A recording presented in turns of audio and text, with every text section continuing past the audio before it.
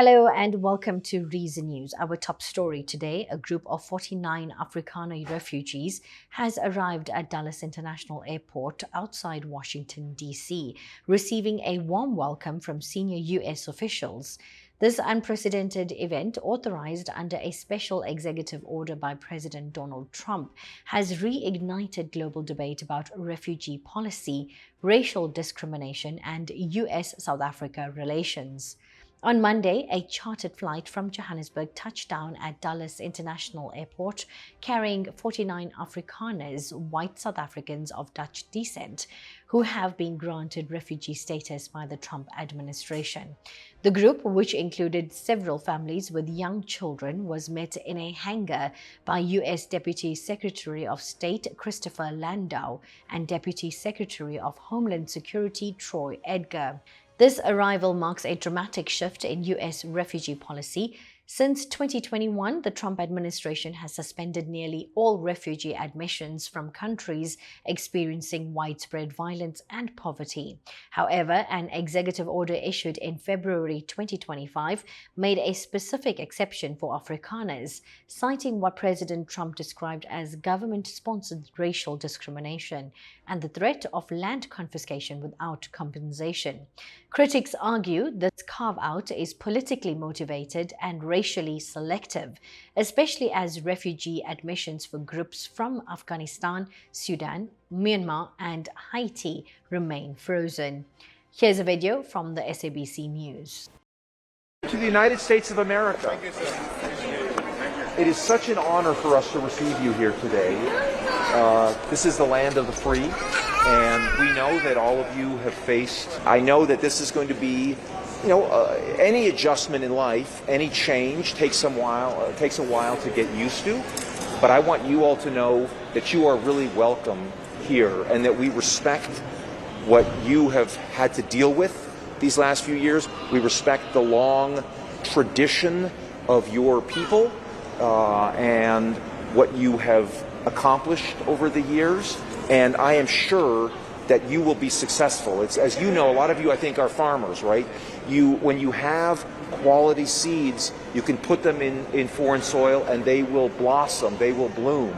And we are excited to welcome you here. All arrivals were vetted for their ability to assimilate into American society, with many expected to settle in Texas, Minnesota, Nevada, and Idaho.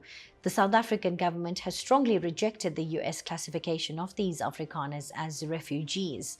Minister of International Relations Ronald Lamola stated that allegations of racial persecution are unfounded and that police statistics do not support claims of targeted violence against white farmers.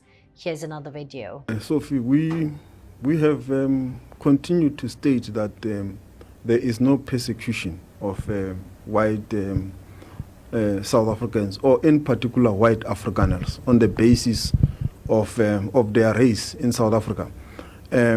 South Africa is a constitutional democracy with legislations and institutions in place.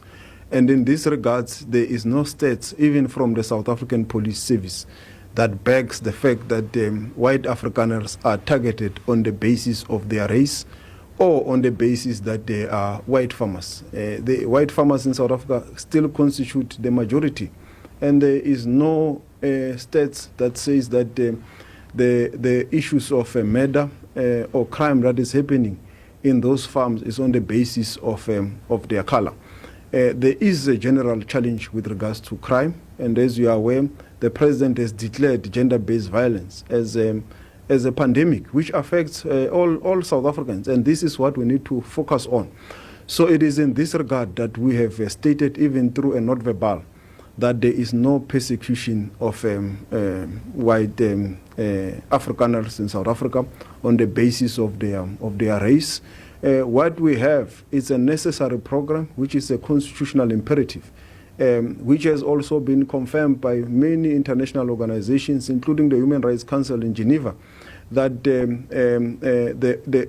skewed land ownership in South Africa, there is a need for its transformation. There is a need for redistribution of land to reflect the demographics of our country. As you know, that almost the majority of our land is still in the hands of white people. So we will continue to clarify this aspect, and we will continue to engage with the U.S. government in this regard to put the facts into perspective.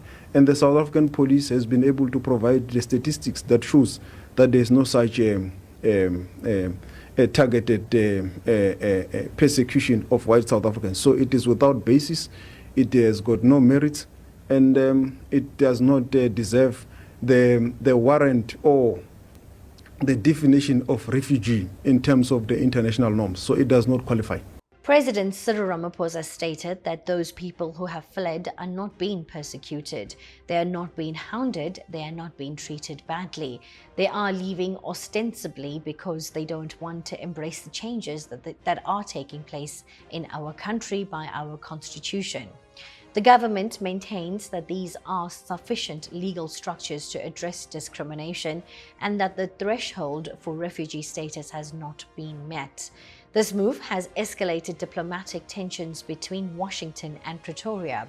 South Africa's foreign ministry has called the U.S. program politically motivated and an attempt to undermine the country's constitutional democracy. Elon Musk, a prominent Trump advisor and South African-born entrepreneur, has amplified claims of a genocide of white people in South Africa, though these assertions are widely disputed and criticized by experts and rights groups. International observers note that Afrikaners remain among the most economically privileged groups in South Africa, despite the end of apartheid and ongoing land reform efforts. The expedited resettlement of the Afrikaner group comes as U.S. refugee agencies face budget cuts and resource shortages. Many organizations have criticized the administration for prioritizing this group while leaving thousands of other refugees in limbo, including Afghans who worked with the U.S. military and have been denied entry despite prior approvals. The Afrikaners will be settled in various states with support from local organizations. Those with family in the U.S. will be reunited, while others will receive assistance in finding housing and employment.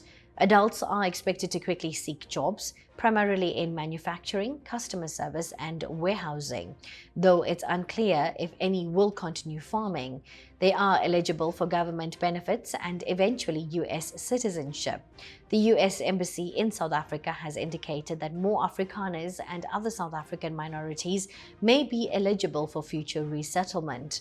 While the Trump administration frames the move as a stand for justice and human rights, critics argue it is a racially motivated exception that undermines the integrity of the refugee system and sows discord between nations. South Africa's land reform law, cited by Trump as evidence of persecution, has not resulted in any land confiscations to date. The government insists reforms are aimed at addressing historical injustices, not targeting any group for expropriation. President Ramaphosa has announced plans to meet with President Trump to discuss the issue further, seeking to clarify South Africa's position and defend the country's constitutional reforms. Observers expect ongoing diplomatic engagement, but also warn that this incident could set a precedent for how refugee status is politicized in the future. The arrival of 49 Afrikaner refugees at Dulles International Airport marks a new and controversial chapter in U.S. South Africa relations. As the Trump administration defends its humanitarian exception and South Africa rejects claims of persecution, the world watches closely to see how this story unfolds for the new arrivals, for those still seeking refuge, and for the future of global migration policy. We will continue to follow this developing story and bring you updates as they emerge. For now, thank you for joining us. Until next time, stay informed, stay curious, and stay updated.